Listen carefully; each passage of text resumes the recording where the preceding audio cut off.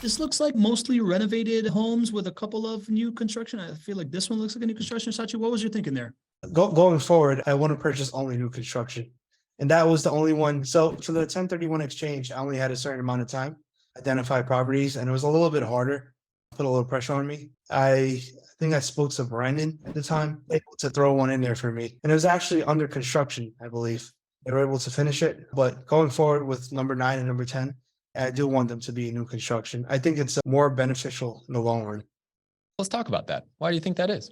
Less maintenance issues. You get a longer life of use on it, and it appreciates a bit more, I see. Some of those things are correct, and some of those I'm going to challenge you on a little bit. On the maintenance one, right? You see slightly lower maintenance costs when it comes to new construction homes than renovated homes, right? On a renovated home, you're expecting about a 7.5% maintenance rate compared to the rents that you earn. And on a new construction home, it's about 4%. So there's a little bit of difference there. So you're right about that. But most people think that new construction homes appreciate more than renovated homes. That's actually not the case. There's no difference. There's no data to support that a home that was built in 1970 appreciates more than a home that was built in 1950, right? And for those who are owning this JWB portfolio, you're planning on owning for 10 years or 20 years. At some point very soon here, even the new construction home that you buy today, you're not going to call that new construction in 3 years or 5 years, and it will perform just like a home did from 1980s or 1990s or 1970s or 1960s. The new construction appeal there is at the date of purchase. But in the long run, your home price appreciation rates, there's not a difference between if it was new construction or if it was 10 years old, or if it was 20 years old, or if it was 40 years old. They all appreciate over time. So keep that in mind going forward. And I just think you are going to love your performance on your renovated homes.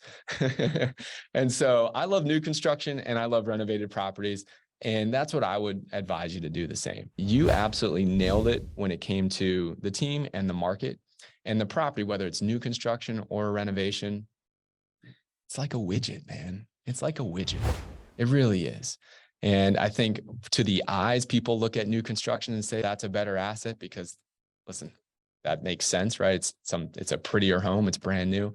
But at the end of the day, after owning these properties for 10 years, you're not going to see a difference. Maybe I got spoiled because the cash flow on the new property was really good. Yeah. Yeah. Well, there you go. I think you make your decisions based on the numbers. And if it happens to be a new construction home, that's awesome. And if it's not, It was really good. that's okay too. You're going to see your numbers here in just a second. You'll see what I mean. Yeah. That's cool, man. All right. Learn something new. So what I hear there is like less pressure, right? So next time you come across a pot of money, if it can get you 2 renos versus 1.5 new constructions, you have a little bit of ammunition to think about it a little bit different, right? No, it makes sense. So let's take a look at just how this is performing. And your highest return on investment property, guess what? It's a renovated property. Wow. There we go.